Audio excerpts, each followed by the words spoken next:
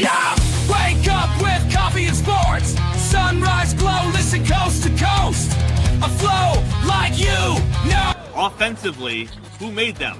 Oh, Patrick Mahomes. Sideline to sideline with plays to show. This network's got the spark. When you put up 300 yards rushing against someone, that you got your butt whooped. I feel like I would have liked to see Oregon, Ohio State in the semis, not the quarters.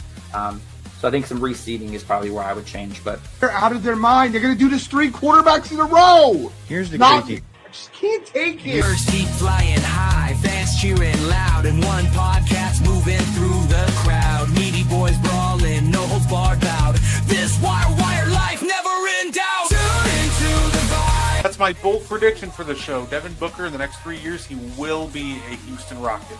Because I still think Seth is still at the top of his game. I do. I think he's right there. Who knows? Maybe not this year, but one time soon. Why wouldn't we potentially see Seth and Roman? You know what I mean? Tune in the vibe.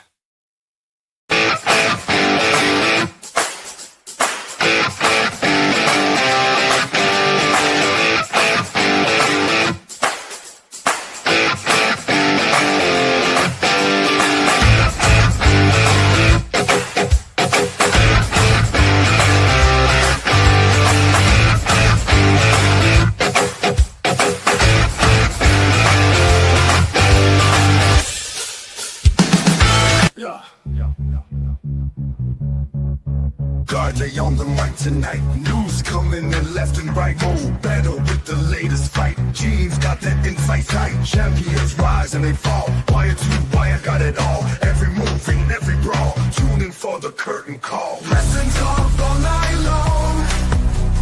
Catch the latest match and song. Ring the bell, let's get it on. Every story bright and strong. In the ring they clash and roar. New rivalries and so much more. Titles change and legends. What is poppin', y'all? It is your boy Garney3, and welcome to the Meaty Boys podcast.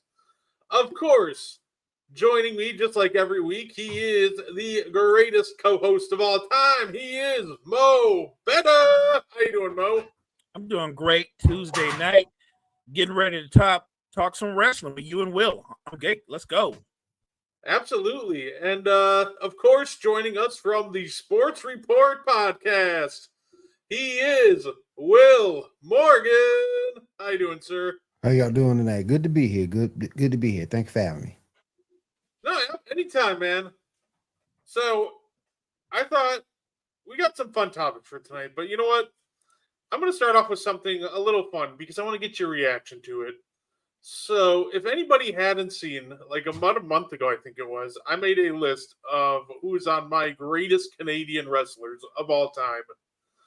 And I want to see what Will thinks of it. I think I did a pretty good job, but what do you think? Did I cook? It doesn't look like I cooked, judging by how wide your eyes went there.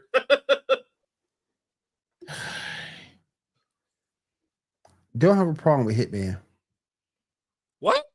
I don't have a problem with Hitman. Oh, no problem with Hitman. That's fine. Come on, that's God. I ain't no problem with Hitman. You know what? After looking at everything and taking everything into consideration, and what Kenny Omega has done for AEW as well as abroad, I'm gonna have to agree with this list. I'm gonna have to agree. Hey, because you know if what? you look at if you look at Brett, and here's the thing with Brett.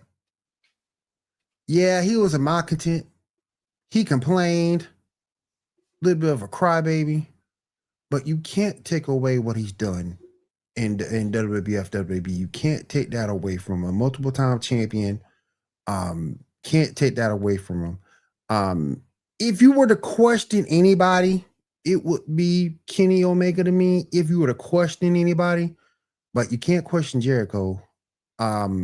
Copeland, you can't question.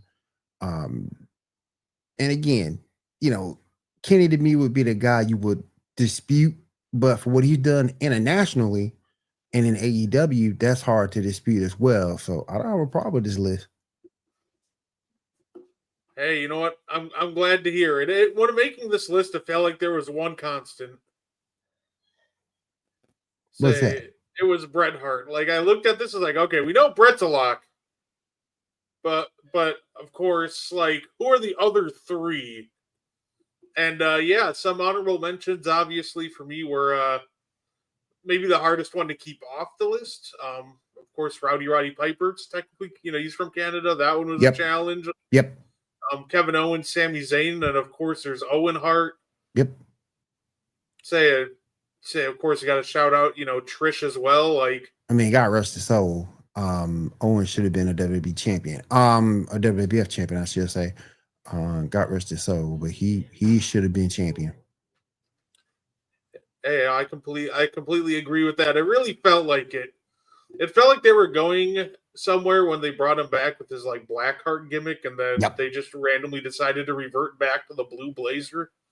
But if they really just stuck with his Blackheart gimmick, he probably is a WWE champion at some point. He was just too good almost not to be. I agree.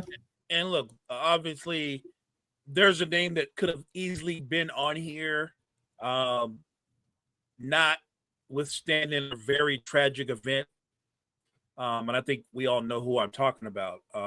Yeah. As a performer, as if you look at the breadth of his career, if not for that tragedy, I'm pretty sure he'd be on here. No, absolutely. You can make a honorable mention for Gail Kim. Gail Kim was a great performer too. I agree. Well, she's been in the news. So she's been in the news lately, or on the wrestling news for all of her little tweeting rampage she just went on. That was quite interesting. Oh yeah, and don't forget too, she helped establish that TNA or Impact Wrestling, however you want to call it, women's division too. No, she absolutely did. Her matches with like Awesome Kong were absolutely fantastic. Mm-hmm. Overall, she helped make the TNA Knockouts division the place to be for women's wrestling in that definitely beginning of the 2010s time period. It was like probably like because WWE wasn't taking women's wrestling seriously at that time, but TNA did. So like that was the place to go if you really wanted women's wrestling on a national scale. Oh yeah, fact. Say, absolutely. Speaking of women's wrestling, because it feels like it's the perfect segue. Guys, Tony Khan had a big announcement. But this time it was pretty big. The women's AEW tag team champions are now official, and I don't know about you, but I'm really excited for them. Maybe depending. WWE has like warped my view on like the women's tag team titles because of how poorly they've booked them.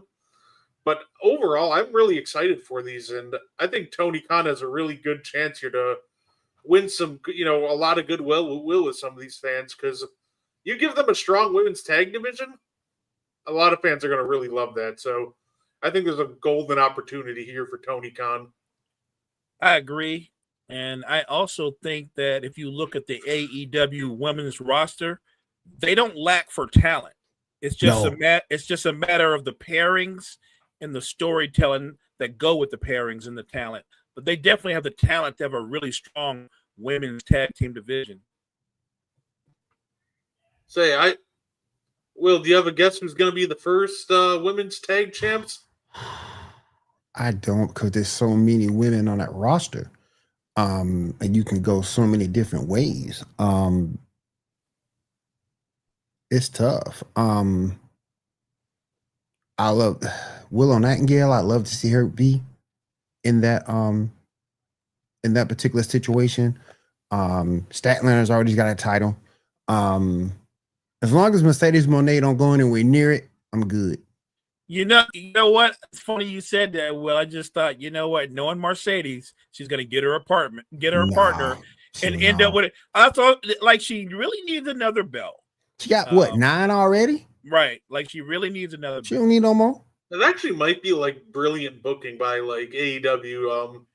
Put Mercedes in the tournament and have her make the finals, because I feel like then, one, whoever kind of beats her would be a big deal, but two, it would really like put some really big doubt that she's actually losing the match. So I think it'd make it more of a surprise. I don't think it'd be a bad idea to put Mercedes in the tournament and even make her have a run to the finals. No, she gonna win. Yeah, I feel like that's what everybody thinks. So if somebody beats her in the finals, then all of a sudden that's a big deal. So I don't know, it'd be like only like her second or third AEW loss. So now let me ask you this. Because I don't know which way they're gonna take it. Are you actually taking just the AEW women's roster, which is already huge? Are you just taking that roster, or are you also taking people from ROH and that women's division for this too? That's a good point. Because if that's the case, then you got Athena. Well, Athena. You got Athena over there doing her thing, and she's been champ 460, 70, almost 500 days. You got her doing her thing over there, so that would be a nice little title for her to get and to see her more on TV. I would add Ring of Honor. I think that would make too much sense in the world, right? Because why not? I feel like what's the worst thing that happens? It adds extra, depth to the, women's tag division. Like there's just no downfall to letting Ring of Honor women compete for the titles too. So yeah, there's so many great options. It almost feels like you could go I feel like a popular one obviously would be like Anna Jay and Tay Mello, Tay J. I think that'd be a really good. I forgot that's a good one. I forgot about Anna Jay. Ooh. I feel like that'd be a really great, first winners. Yeah, but like Mo said, you gotta pair it and you gotta put it with a good story. And my thing with AEW has always been they're more of, how can I say it, athleticism than storytelling. And in my opinion, I might be seeing it wrong from what you guys see, but they're more based on athletic competition and good matches in the ring rather than have these drawn out long storylines like you see in WWE. Some people like that, some people don't. So you have to be careful because you want to be sure, since you're going off that route, that you put a team that everybody think that's legitimate into that spot for the very first time. Yeah, no, absolutely. And that's almost why I feel like that, like someone like Tay J would be the perfect first champions for the title, because they were almost like one of the original women's tag teams that we saw right from the beginning. So they have credibility, they're legitimate as a tag team, and they can put on some fun matches. So you can go a lot of different directions, but that's honestly my pick. But I feel like Tony's gonna kind of swerve us. I have a gut feeling he's gonna try to catch us off guard with the inaugural winners. Like I say, as long as Mercedes Moné ain't nowhere near it, I'm good. I say, no, fair enough. Belt number 10? Nah. Say, and then of course, I thought I'd touch on this real quick. So the PWI came out with their top 500 wrestlers list, which is, good for them for keeping track of that many wrestlers. That's a wild list to make, but I figure why not take a look at the top 10 and see what we think. Because, you know what? If you're ranked the top 10 wrestlers in the world, you deserve all the love for that. For sure. So you got Cody Rhodes as number 1, Jon Moxley 2, Gunther 3, Hangman 4, Hiroki Goto from New Japan at 5, Jey Uso 6, Swerve Strickland 7, Seth Rollins 8, Mystico from C-Mill at 9, and Will Ospreay at 10. So I think the grading period they said is from July to July. Mm-hmm. So say that's the time frame they're working with. Oh, because overall, if we're looking through that time period, I can't speak too much on Hiroki Goto or not really that much on Mystico because I haven't seen that much of their work. But from what I've heard, they very much so deserved it. So But I think the names that we do know. Yeah, I think in that time frame, that just kind of makes sense. Seth Rollins should be higher. I feel like that too. And I know about the time frame, but like I'm a Jey Uso fan. I think most people are. And Jay had a big year. He did. But is he? What is the criteria how they make up the top 10? Is it your win-loss record? You won a belt that year. You went on a run that year.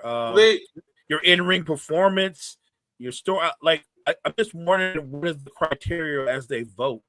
So the criteria is win-loss record, championships won, quality of competition, major feuds, prominence within a wrestler's promotion, and overall wrestling ability. And that's interesting on itself. Like I love Jay. I don't think Jay's a great wrestler. He's an entertaining wrestler, but he doesn't really have a big bag. Jay has a spear. He's got a super kick. He's got that punch he does where he kind of does the worm then punches you, and he's got the Uso splash. But I think I just gave you his whole bag. You did. His matches are all the same when you go back and at the end of the day and look at him. Yeah, he doesn't have a big bag. He's beloved, and I'm not hating because I like him and he's entertaining. But I think if Jay was going to be more entertaining as an in-ring performer, he'd probably be better as a heel. Because when you're a heel, it actually expands your bag because you're going to do some dirty things to get over. Seth should be ahead. Him and Seth need to switch. As a matter of fact, I would actually take Jay and put him 10. If he's going to be in the top 10 at all, he should be 10. Because if you go back and look at everybody else that's on this roster, on this list, Will Ospreay got hurt, but before that injury, he was wrestling his tail off. I just think Jay needs to be at 10, if anywhere. I feel like it's hard. So I feel like once you add like the kayfabe solution into this whole thing, it's really hard to put Seth Rollins above Jey Uso, right? And it might, if we want to talk about in-ring work, I would take Seth Rollins over him. But like in that time frame, we have Jey Uso winning a War Games match with the Bloodline, winning the Royal Rumble, winning the World Heavyweight Championship, having a World Heavyweight Championship run. I do agree to it. It's like that if this was just based on like technical wrestling ability, that Jay should be much lower. But I don't know if I can really argue him that much lower because in that time frame, he did a ton. Like most wrestlers, it's like things that most wrestlers can't accomplish in their entire career. He just kind of ran through it in 1 year. So I just think that WWE has a way to push wrestlers down your throat, so to speak. And I just think Jay was pushed down everybody's throat, and again continues the same thing all the time. And I get where Moore is coming from. He is entertaining. I will give him that. But again, he's worse than Cena. Got 5 moves to do. What? Jay got 4? Jay got 4? And I just think Seth is out of place for everything that he's done over that time period. Everything he brought to the table with promos, matches, things of that nature. I think you just should switch. If you're not going to put Jay at 10, switch him and Rollins, because I think Rollins deserves to be ahead of him. By the way, interesting to note that the next WWE name on here is at 14, and that would be Obafemi. And he got screwed the other night, but I get it. You're moving him up. You're going to probably move him up the main roster, but I can't stand Ricky Saint. God, I can't stand him. No, absolutely. One guy I do want to shout out on this, by the way, just because it's great to see him bounce back like he did. If a lot of people don't remember, Mystico was in WWE about a decade ago as Sin Cara, and a lot of people used him as the butt of their jokes because of how much he botched and him calling off a match because he like sprained his finger. So the fact that he's recovered from almost just that humiliation that he went through when he first came to WWE a decade ago to being back in the top 10 of the top 500. Like, fantastic stuff. I love that for him. Well, the WWE way is so different than anywhere else. In terms of wrestling style of wrestling. Some guys, look, if you can't get that way of wrestling and understand that locker room, you don't stand a chance in WWE. You don't stand a chance between the locker room politics and getting their style of wrestling. If there's a hiccup anywhere within there, you don't stand a chance to succeed. And I think that's what happened to him between the botches and the injury. I think that's what happened to him. But you're right. To see him rebound like this and come up on a top 10, that's good. Oh, absolutely. And it was officially announced today that they made it official. December 13th. The last time is now. That's why I decided to wear my John Cena shirt for this show. No, you didn't buy a damn John Cena shirt. I absolutely did. I bought it just before WrestleMania. You got the nightlight too? No, not yet. That's still coming in the mail. He said not yet. That's coming. That's coming. It's coming. It's in the mail. I actually do have a shirt in the mail, but it's the new AJ Lee shirt that's getting shipped out on Oh yeah, I saw that the other day. That thing is sweet. I think I will purchase one of those as well. That thing is nice, boy. And it's good. And it's good to see that CM Punk is supporting his wife like that. That's good to see. Yeah. No, absolutely. A funny thing is when she returned, I immediately went on WWE Shop and bought a shirt. I hopped on there so quick when I clicked to buy. They're like, it was only at 30 sold in the last hour. And then, of course, they ended up selling like over 5,000. So I got on there right away when she returned to get the new shirt. I'm just waiting for it to get shipped. Yeah. But I guess my question to you is John Cena's last opponent. Who would you guys like it to be? You want it to be somebody old, somebody new? Like, we'll start with you, Mo. John Cena's last opponent. Who would you like it to be? I'm probably in the minority here, but I'd like to see him going up against somebody new, somebody that's on the verge, and Cena doing that thing that he's done his whole career, putting somebody over on his way out, like having a great match. He might even win, because to me, if a young star has a great match with John Cena and they lose, I still think it elevates them. So yeah, I'd like to see him go up against somebody like, a good example would be Obafemi. I'd watch that. John Cena against Obafemi. I'd watch John Cena against Trick Williams or somebody like that. You know what? Here's my wild card one that no one would pick to happen. I'm gonna go John Cena against Dirty Dom. I love Dom. Dom's cool. Dom is sneaky and smart. Cool. Yeah, I think he would give Cena some problems. That would actually almost be a perfect last match for him. Give him one shot to become a Grand Slam champion, or he just retires on a loss to Dirty Dom. That could go either way. I think that'd be great. And he's never won that. He's never won that belt. Mm-mm. So that would be perfect. Let him go out, because he can win the belt, and then obviously he'll turn around and vacate it. They'll have a tournament, and before you know it, Dom will be champion again. Yeah. What do you think, Will? Who do you want to see John Cena face in his last match in DC? The Rock. Ooh. One more time. Two all-time greats going at it. And Cena gets the win, goes out on a high note. Rock don't need that win. Rock's already established. He's already proven what he can do. If Cena gets him in that last match, he puts him over. The kids are all happy. No more crying like you saw against Cena and Brock.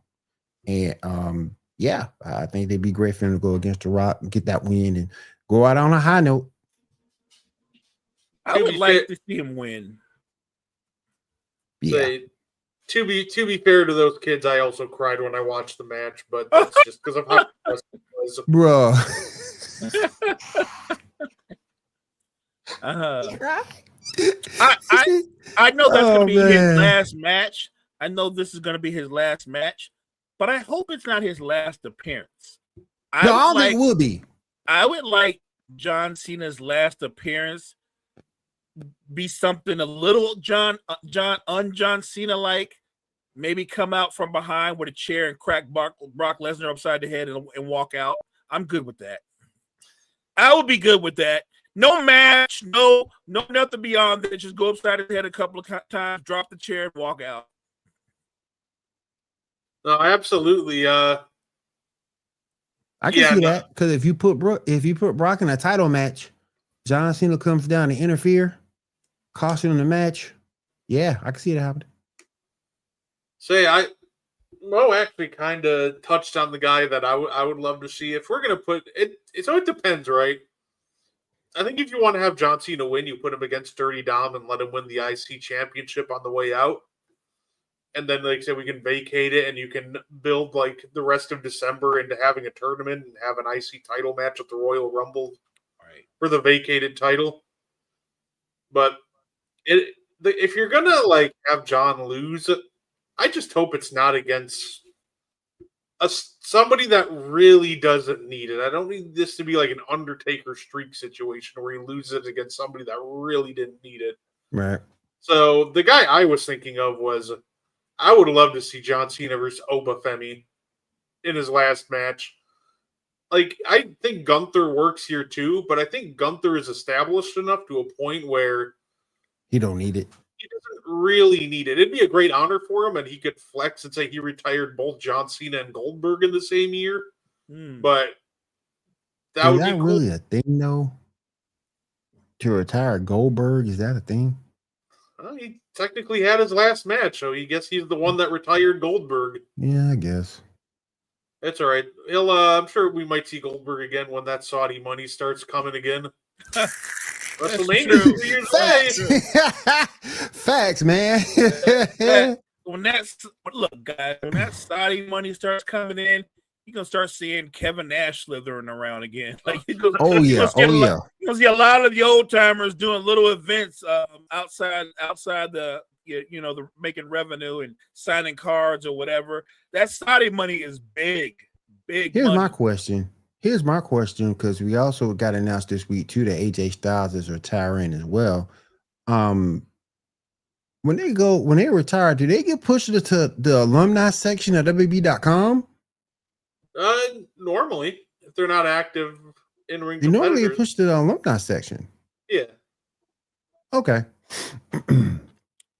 Great career.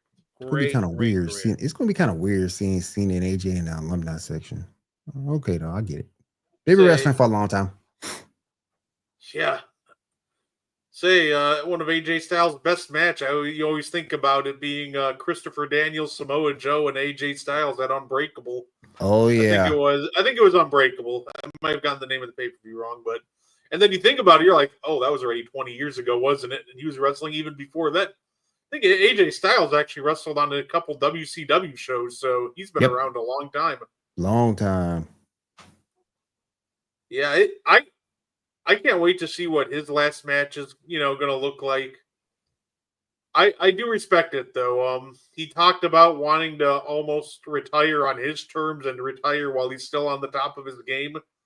And I think that makes a ton of sense. You don't want to hold out for too long and it end up being like a situation like we saw with, The Undertaker, for example. And we're just kind of like, oh, all right, when you're going to hang it up here, it's over, big dog. Yeah.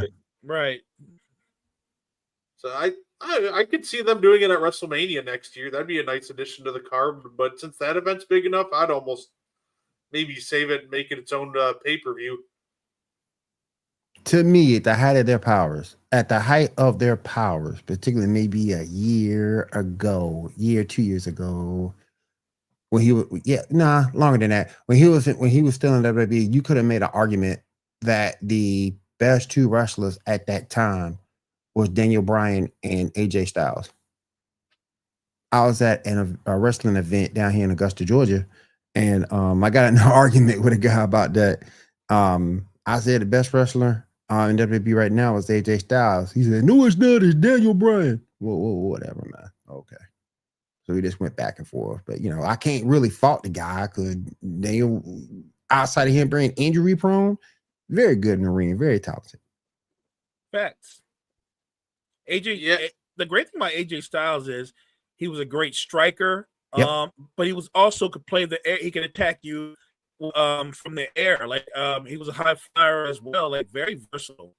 I feel like he's had this great career that almost flew under the radar. Mm-hmm. Yeah, let's not also forget his time over in Japan too, from being part of doing the Bullet Club thing. Oh yeah.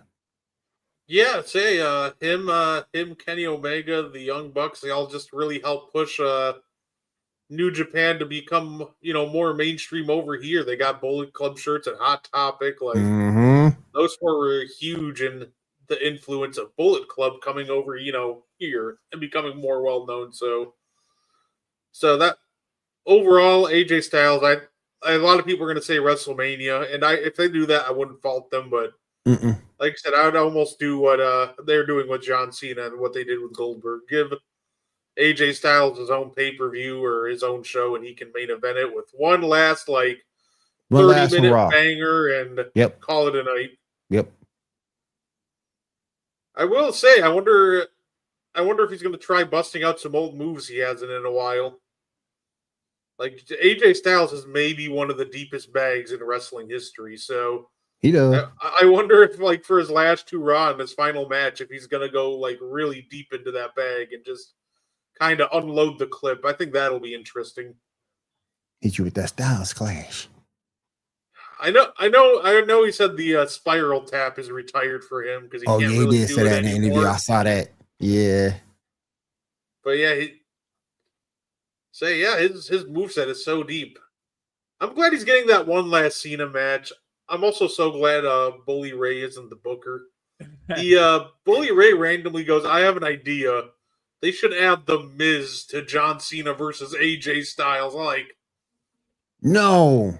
I think The Miz should probably get at least a segment or something with John Cena on this retirement tour, but don't insert him into AJ Styles versus John Cena. We want that match to be one-on-one. He can get his own match at Madison Square Garden or something. I'm still mad at Miz because he took my woman. He took my woman. He took Maurice. He took my woman. Still mad at Miz. But no. Great hand. And if you look at the landscape of wrestling over the past 5-6 years, he's gonna be in the Hall of Fame at some point. If you look at the state of wrestling right now, he would be. But nah, he don't need to be anywhere near AJ or Cena. Maybe a segment here and there because him and Cena have a history. But yeah, they should keep him away from both of them. I agree. Great hand. Did everything that you could do in the company. Of multiple belts. Terrific personality. Great advocate for the sport. Definitely walking into the Hall of Fame. Gonna be missed. One of my favorites. Oh yeah. He's got to finish up his business here with Carmelo Hayes first. Right. I think that's coming soon. It seems like they're teasing the breakup. It looked like it's coming soon. Yeah. He'll probably put the kid over though. Oh, absolutely. What are the plans for the New Day? Because every time I see them in the ring, whether they're a tag team or an individual competition, it just makes me sad. I don't even know anymore. I feel like the next step would be to turn him face at this point because there doesn't really feel like there's any juice left in this heel turn. That well is completely dried up. So, well, break him up. I can do that too. It's disappointing because I thought the heel turn itself was executed well. But what they did with it afterwards was horrible work, horrible storylines.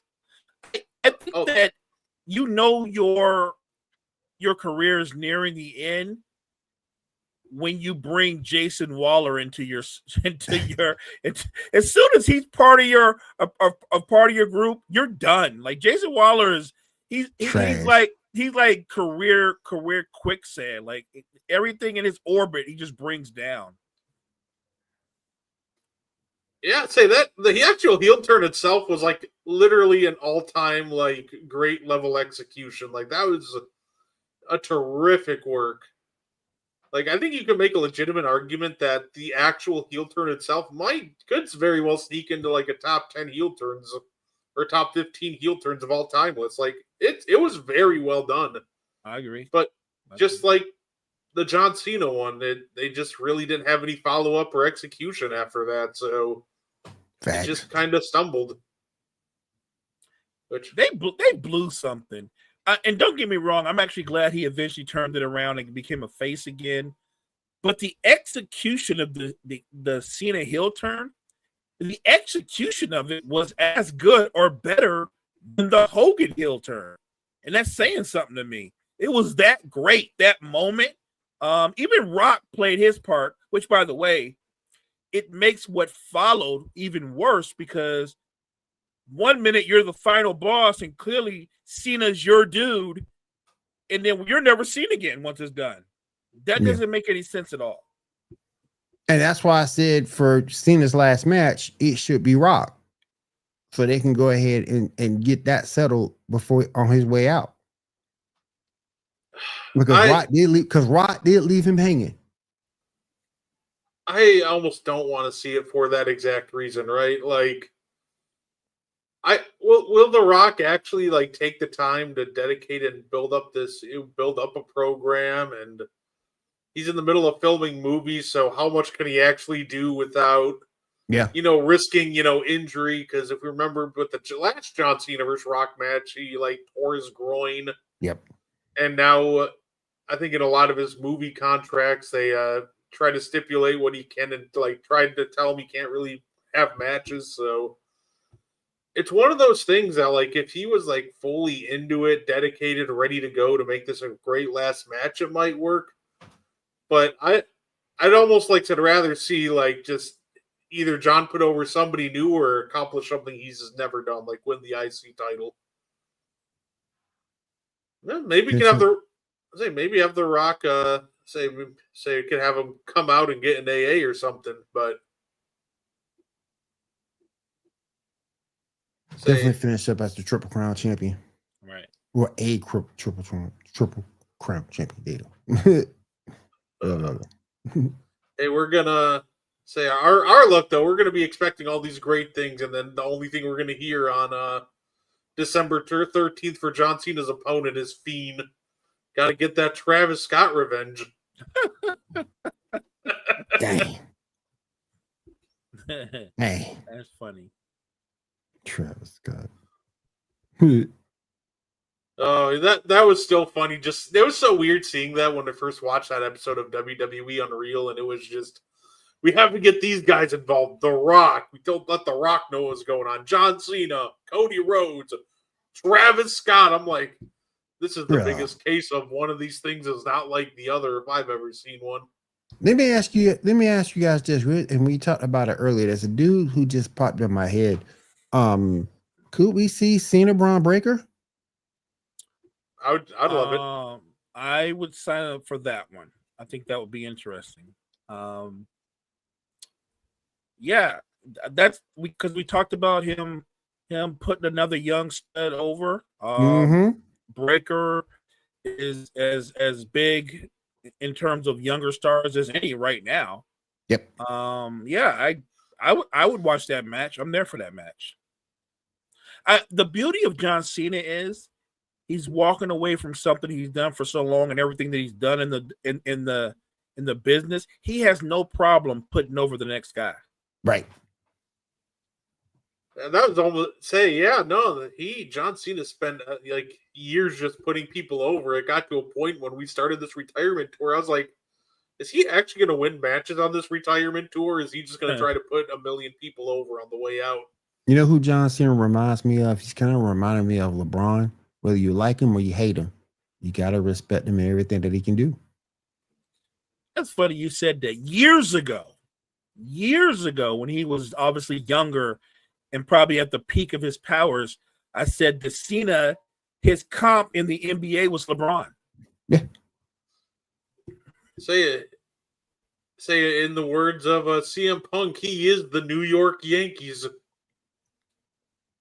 No, I do love what they've done for his final run. I'll give him. It's funny, right? I do enjoy it because the heel turn, as misguided as it was, it had some great moments. And at the end of the day, it would have been too easy to just have him run out and play the hits. So credit to them for trying something new. It wasn't done well per se. No. But that being said, I do like the fact that they, were willing to try something new. Like literally, the only two things I really hated about his final run so far were the inclusion of really just Travis Scott and Brock Lesnar. The only two biggest things that I've hated about his run. I mean, if they should have really invested in it. They should have got him new music, new gear. They should have really invested in that hero run. But again, to just get him to turn heel in the first place, that's a huge win for us.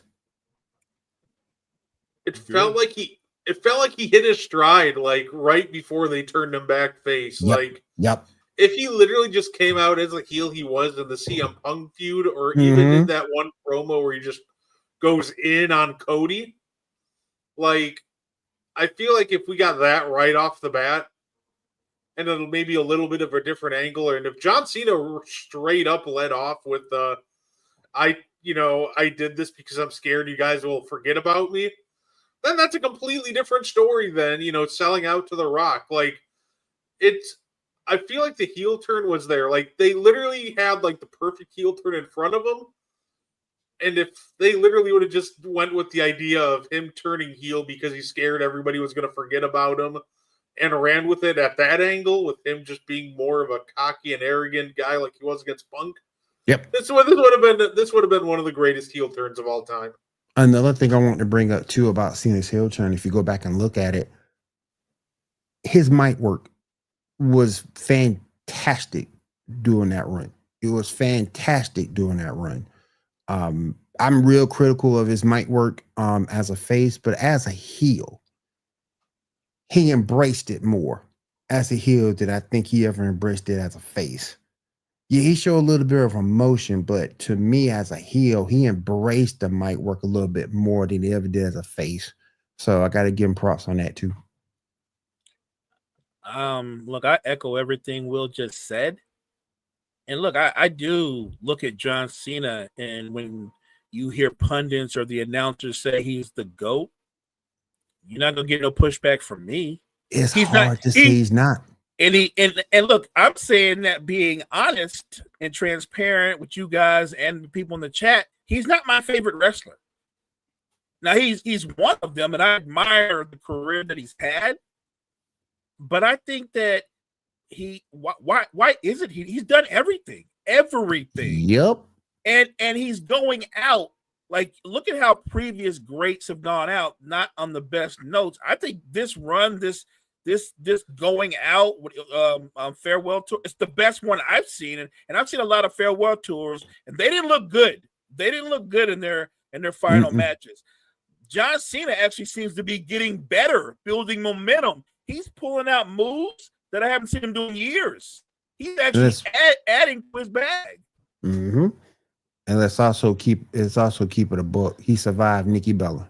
Enough said. Let's say he survived Nikki Bella, boy.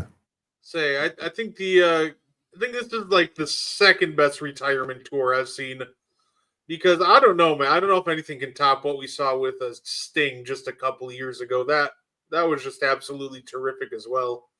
But hey, the fact that we got a couple legends going out on their own terms like that's always great to see. Yes. Obviously, Bryan Danielson also had a fantastic, run right before he retired. Yep.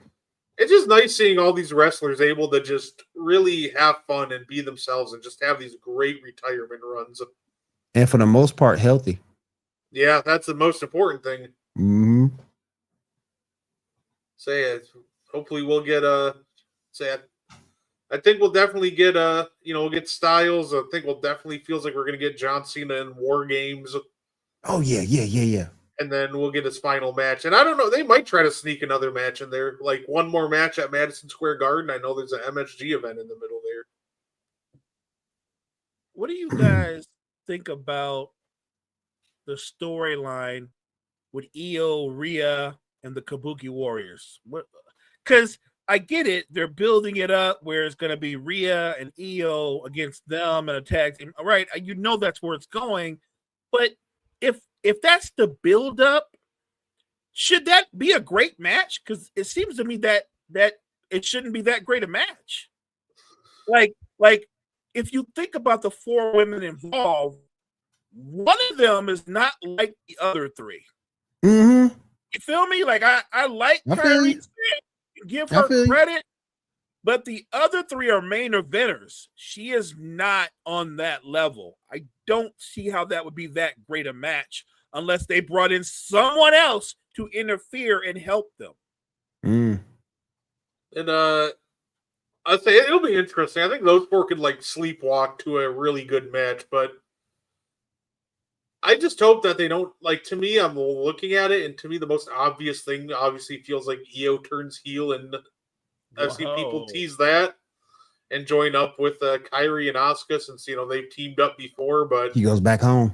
yeah, and I just feel like that's just a little almost like too obvious, so I would definitely, I'm definitely just hoping for a great match, and look, I think in the right position, if Asuka can be a main eventer, if Io can be a main eventer, well, maybe you can get Kyrie up to that level. She's also insanely talented. No, I don't doubt her talent. I just think that if you're going to make that a feud, it would seem like they're kind of lopsided, aren't they? You know what I'm saying? On one side, it's Io and Rhea, and then it's Kyrie and Asuka. I don't think they're evenly matched. I love Asuka. I will never sleep on Asuka. I know her history. I saw her in Japan. I saw her in Shimmer. She's great. I saw her. She is fantastic. I would never sleep on her. I think Kari is underrated. But again, I think in this particular match, she wouldn't have to be great. Because again, she's teaming with Asuka. She's in there with Rhea, top level performer. Same thing with Io, top level performer. You can make an argument that when the women's top 500 comes out, she should be in the top 10. Who's so that? she wouldn't have to be great because you have 3 wrestlers that can carry her, so to speak. But I think people do sleep on her. I just think she hasn't been given the opportunity to be great. You know what I'm saying? You know what? Here's the thing, though, right? There are some wrestlers who have really good careers. They win belts, meaning like the lower, I guess you call it mid-card belts. Yeah. And they're stars, but look, I don't think Kairi Sane is going to ever be the women's heavyweight champion. I don't think that's going to happen. And even as Rhea and Io get older, look at who's coming. Look who's coming up. True. There's never going to be a lane for True. Kairi Sane to be the best women's wrestler. Like True. I think she can definitely be a great tag team wrestler and have success that way as part of a faction. But if you just left her out on her own as an individual talent in the women's division, she's a mid-card person. She's a mid-card. There's nothing wrong with being mid-card. I mean, no. Even now, Stephanie Victoria is taking off like a rocket ship. She's already leapfrogged her, right? She's already, you know what I'm saying? Like Tiffany Stratton came in. Tiffany Stratton's not even 25. She leapfrogged her. Like, I'm just saying, everybody's built different, and there's levels to this. And I'm not saying that they can't make this a great match. It's wrestling. It's entertainment. It's sports entertainment. You can script it how you want to script it. Right. What I'm saying is, it doesn't seem like they would be evenly matched. That's all I'm saying. She might end up, and I get where you're going with that. I didn't mean to interrupt you, but I get where you're going. I just want to say this. I'm going to throw out a name, but both of you probably will remember for everything he did in the tag team division. She might be the female Bobby Eaton. That's a great career, by the way. There's that's nothing a really wrong good. with that. It's a really good comparison. That dude won so many belts. Mhm. And here's let me go reach for a really curveball that I don't think is going to happen, but just for fun, instead of us saying Io's going to turn heel, is there wiggle room for Rhea to turn heel? Does anybody see that coming? Like, because no one sees that coming, but yeah, that would be the thing that you wouldn't see coming. Do we see Rhea joining? Yes, Asuka and she becomes the boss. Mm-hmm. Right. Yep. That would be cool. That would be cool. I would like that. I will say the women's PWI top 500. That's like top 5 is going to be like an absolute bloodbath to get into. Yeah, it is. It is because there's so many competitors that makes it harder to judge than the men. Mm-hmm. It's one of those things like who is even the top 3, for example. Like there's so many ladies from different promotions, but if we're talking about even just like the mainstream ones, like is it Timeless Tony Storm? I love Tony Storm, man. Mercedes Moné? If we're doing kayfabe, she's won plenty of titles in that time. People don't like her, but I love her. I love her. I do. I think I love her. She's that. So there's always wrestlers you love to hate, right? Yeah. As a female wrestler, I think that's exactly what Mercedes is, and she embraces that role, right? She does, and she's great at it. She's great at it. No, absolutely. Say that Io, Rhea, like it almost feels like it's gonna end up being one of either. I feel like number 1 on that list will just be one of either Tony Storm or say Tony or Mercedes. It feels like it's one of those two, but honestly, there's still a ton of competition for those spots. So I'm really looking forward to when the women's edition comes out. I'm going to beg that it's going to be Tony Storm. What Tony Storm has done, creating that character and building that character up the way she's built that character up. By the way, guys, then look at her in-ring performances. Yeah. Yeah.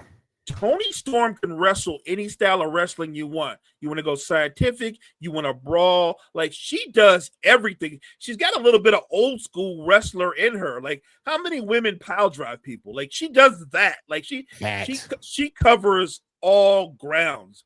So I'd be shocked if Mercedes got into the top 5, but I think Tony Storm could.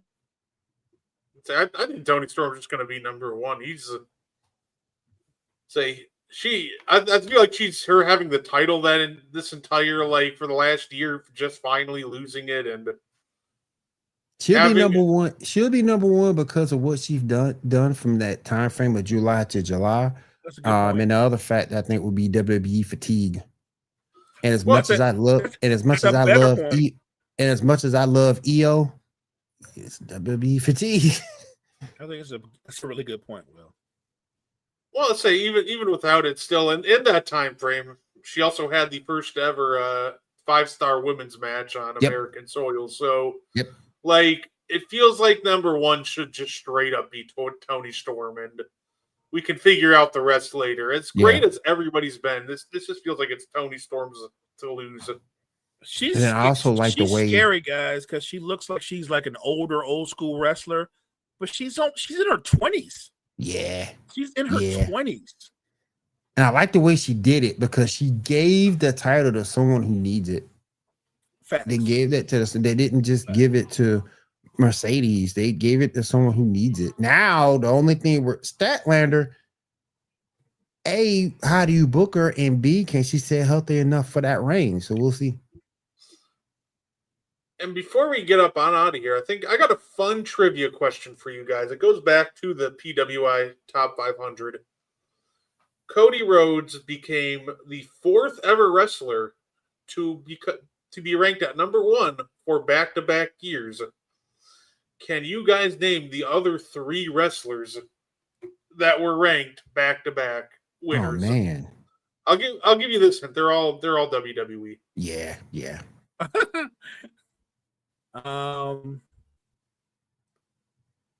Cena, Orton, Triple H? John Cena in 2006 and 2007. He's one of them. Orton and Triple H are not it. Okay.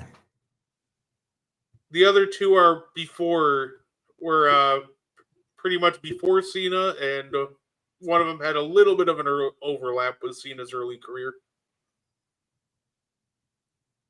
Rock? No. Stone Cold? Stone Cold, 1998 and 1999. Okay. Good one. So there's only one more guy who's done it. And is he before Cena or after Cena? Or does he overlap with him? Before Cena.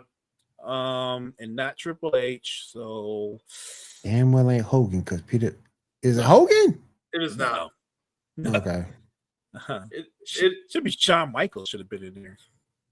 Say it is not Shawn, but Brett? it is Bret Hart, 1993 and 1994. I should be shamed that I didn't know that. Shame. Yeah, so the only four guys to ever win it back to back: Bret Hart, Stone Cold, John Cena, and now Cody Rhodes. Look at those performers, man. That's amazing. Amazing performers. Oh, absolutely. I was happy that Cody pulled it off. I thought, Moxley had a real chance at it, which he obviously came in second. So he had a fantastic year. Everybody hated him, but that also just means he was doing his job as the heel absolutely perfect. For sure. So yeah, it was some old school heel work that Mox did, and it led to the biggest pop of the year at when they finally beat him at All Out with a Hangman for the title. Like locking the title in the briefcase wasn't a popular choice, but looking back at it, it was a right choice. It was the right one. Hey, look, that title reign was a fun one. I think the only thing, obviously, with that title reign is like the middle of it dragged when he started feuding with Cope. But outside of the Cope feud, I thought it was a fun title reign. I can't deny that. I got to give Mox a lot of credit.